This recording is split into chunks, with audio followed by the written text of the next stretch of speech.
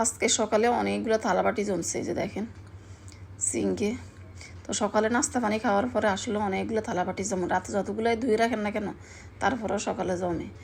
তো এগুলো সব এখন আমি ধুয়ে নিচ্ছি। তো আসসালামু আলাইকুম, দেশ বিদেশ কাছে দূরে যে যেখান থেকে আমার ভিডিওটা দেখছেন সবাইকে জানাই আন্তরিক ভালোবাসা ও শুভেচ্ছা।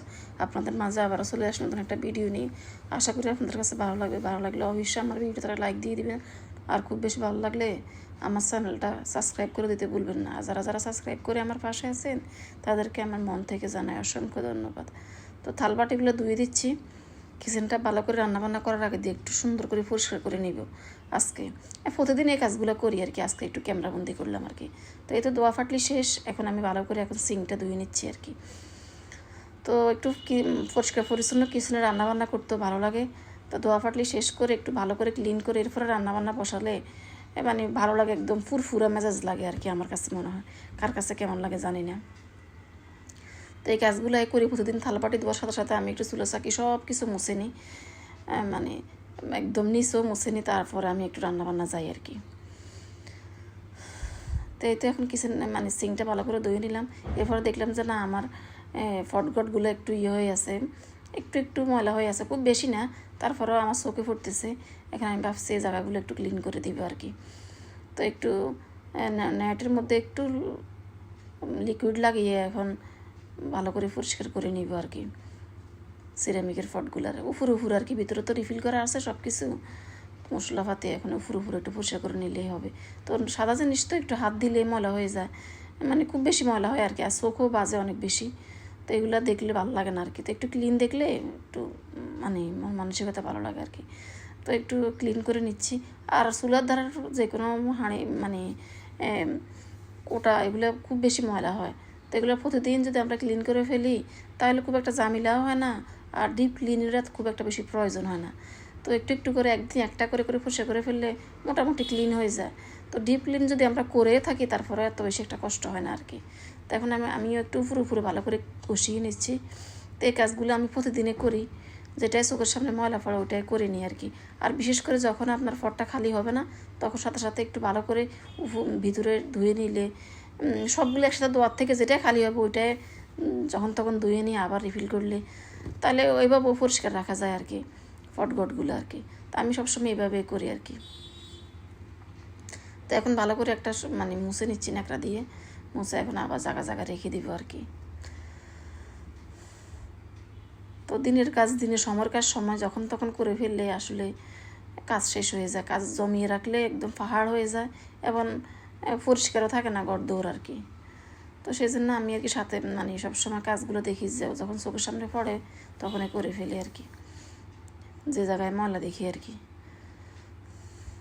তো ভিডিওরে ফজা যারা যারা আমার ভিডিওটা এখন কন্টিনিউ করতেছেন কিন্তু এটা লাইক দেন নাই, প্লিজ এটা লাইক দিয়ে দিবেন।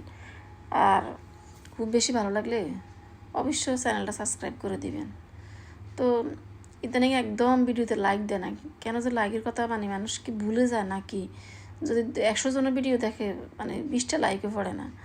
তো প্লিজ এটা লাইক দিয়ে দিবেন না। আমার ভিডিওটা লাইক দিয়ে দিলে কি হয়, মানে একটা একটা লাইক একটা শেয়ারের কাজ করে। তো আমার একটু উপকার হয় আর কি, অন্য মানুষের কাছে পৌঁছাতে আমার ভিডিওটা সাহায্য করে।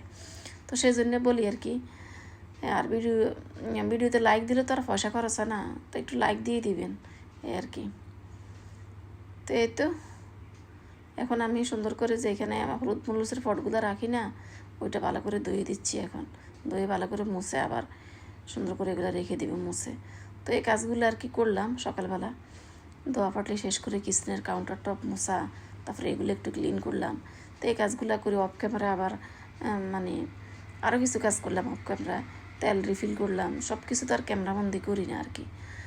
তো এই তো তেলের এগুলো আসলে অনেক বেশি তেল কাজটা হয়ে যায়, তো মাঝে মাঝে এভাবে মুছে নিলে একটু ভালোই লাগে আর কি। তো এই তো কর্নারটা একটু ভালো করে ক্লিন করে নিলাম আর কি। এরপর আস্তে আস্তে রান্নাবান্না চলে আসবো। আজকে অবশ্যই রান্নাবান্না খুব একটা বেশি ঝামেলা নাই। আজকে রান্না করব কি, একটু ডাল রান্না করব, একটু মাছ বোনা করবো, আর আজরাকের জন্য সামান্য একটু সবজি করবে আলাদা একটু মাছ দিয়ে। কারণ ও মাঝে মধ্যে আমাদের তরকারি খেতে চায় না, মানে জালের জন্য কেউ কাছে জাল অনুভব হয় আর কি। তো আমি বলি যে খাওয়াতে খাওয়াতে অভ্যাস হয়ে যাবে, তারপরও যদি না খায় তাহলে তো কী দিয়ে খাবে। তো সেই জন্য সে আলাদা একটু সবজি করে আর কি বউ। তো আজকে রান্নাবান্না বউই করবে, আমি আর রান্নাবান্না করবো না। এখন বুয়া রান্না বান্না চলে আসছে। তো এই তো মাছ ভাজি বসিয়ে দিল, মাছের মধ্যে আগে হলুদ লবণ মরিচ দিয়ে ভালো করে মেখে রাখছে, বসিয়ে দিল। আর এই যে ইনফ্রারেড চুলের মধ্যে এখন ডাল বসিয়ে দিবে আর কি। তা আবার রাইস কুকারে ভাত বসিয়ে দিবে। তো এভাবে এভাবে হয়ে যাবে, খুব একটা বেশি আর সময় লাগবে না। 3 চুলে 3টা দিয়ে দিল, তো আর খুব একটা বেশি আর মানে কষ্ট হবে না রান্না করতে। তো এদিকে আমি ঘরটা ভালো করে ঝেড়ে দিচ্ছি, ঝেড়ে টেড়ে তারপরে একটু মুছে নেবো আর কি। এদিকে বউ তো রান্নাবান্না শেষ করে ফেলতেছে।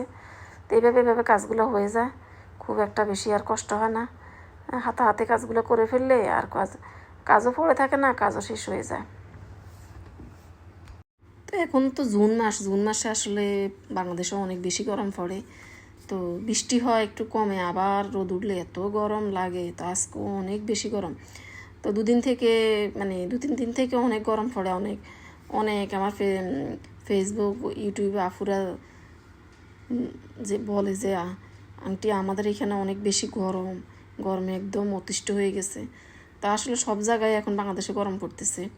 জুন মাসে এটা পড়বেই, ওই সময় আম কাঁঠাল এগুলো ফাঁকে, গরম পড়ে।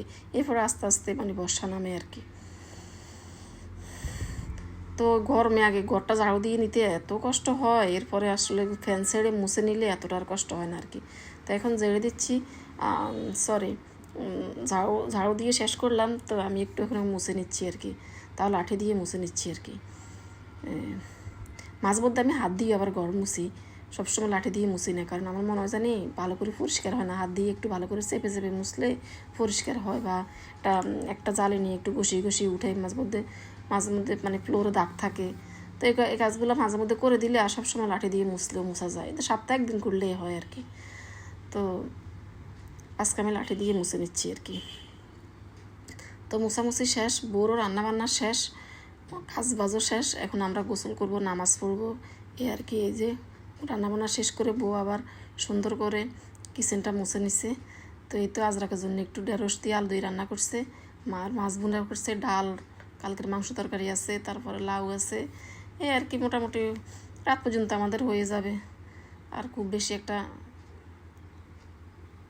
মানে জামিলে হবে না আর কি। তো আজকে রান্নাবান্নার করার ফাঁকে ফাঁকে আমরা আবার একটু মেহেদি দিলাম সবাই চুলে, হাতে। আমি হাতে দিছি, একটু ফাঁয়ে দিছি, কিন্তু সবাই চুলে দিলাম আর কি। এই কাজগুলোও করলাম অফ ক্যামেরা সম্পূর্ণ। তো এখন আমরা ভালো করে এখন সবাই গোসল করবো, কাজ বাজও শেষ, গোসল নামাজ শেষ করে ফেলবো। তো আর কোনো ঝামেলা নাই। যে হাতে মেহেদি খুব একটা বেশি ধরে নেই, তারপরেও অনেক ধরছে, আমি রাখিনি তো কাজের জন্যে, কারণ বসে থাকলে তো আর কাজ হবে না। এই জন্য আমি তাড়াতাড়ি ফেলে দিচ্ছি। এই যে ফাঁয়েও ধরছে একটু, মানে বড় মেহেদিগুলোর রঙ আছে মোটামুটি। তো আল্লাহ হাফেজ।